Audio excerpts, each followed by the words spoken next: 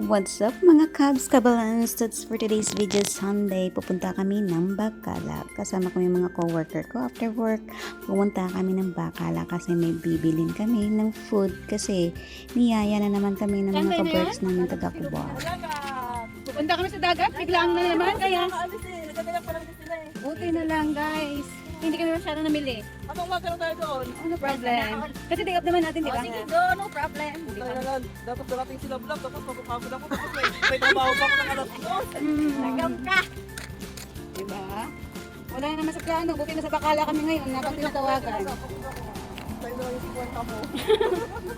Habang tinatawagan ng tropa na sa tindahan. May wala ko gitagaan sa 50 cents. Ito ang gihatag sa ako. Oo, binigyan pa siya ng libreng. Ano yan? Melon. Hindi namin kinuha yung change na pipi halala. Hindi ka maligo, madingag. O kasi parang isang babahan lang. Bakit lang, bakit na alam ko sa akin.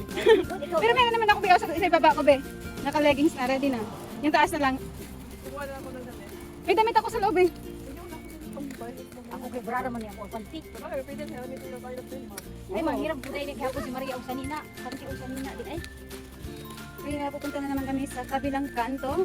Kasi meron pang mga kulang na dadalhin sa dagat. Ay, pilis pa rin ko. Ano eh, tala-tala Ang ko. sunod pala, may dito na tayo sa baba.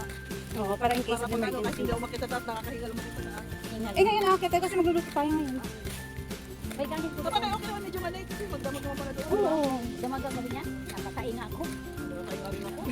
Guys, puro sila natataas excite. Kaya lilipat na kami sa kabila. See you guys! Kaya mga Cubs, habang nag-wait kami ng pagkain, tayo dalawang kasama ko nagtitiktok pa muna. Kaya mga Cubs Kabalans, ito na, on the way na kami to Half Moon. Kaya ni-speed up ko na yung videos para madalian yung videos natin mga Cubs Kabalans. Ang ganda talaga ng road papuntang Half Moon. Ang view ng road. Galing sa accommodation namin mga Cubs, mga 20 to 25 minutes lang po going to Half Moon kasi sa Azazaya area lang po kami. 12 in the morning na kami dumating mga Cubs sa Half Moon kasi late na yung pagdating ng mga kaibigan namin kasi on the spot kasi papunta namin sa Half Moon wala sa plano. Kaya madali ang luto at sharing is loving. Ganyan kami dito sa Saudi Arabia. Kaya pinag-speed up ko na yung videos mga Cubs kasi sobrang tagal ng videos ko dyan. Nasa abot ng isang oras. Kaya kinat ko na yung ibang area ng videos namin kasi may mga lokal dyan dumadaan. Bawal kasi mahagif ng video. Kaya mostly dyan na lang kami naglagay ng video sa harap namin ng pagkainan. Mai-enjoy mo talaga yung dagat ng Saudi mga Cubs kasi libre yung cottage dito. Parang house siya. Hindi kagaya sa Pinas. Hindi mo pa magbayad. Maganda dito magdagat mga Cubs kasi paggabi maraming tao. Hindi gaya sa Pinas, paggabi walang tao yung dagat dito.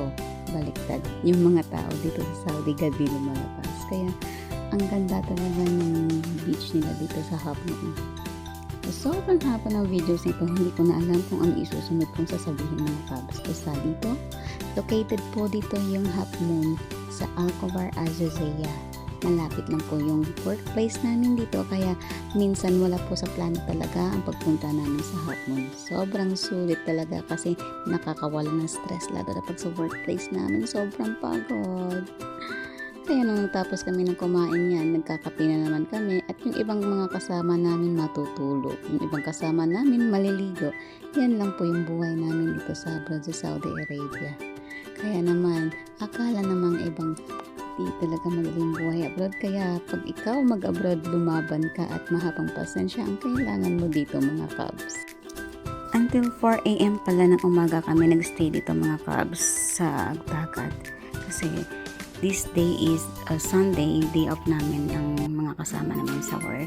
At yung dalawa ay may trabaho pa kaya hanggang 4 AM lang kami hindi na namin naabutan yung sunrise dito.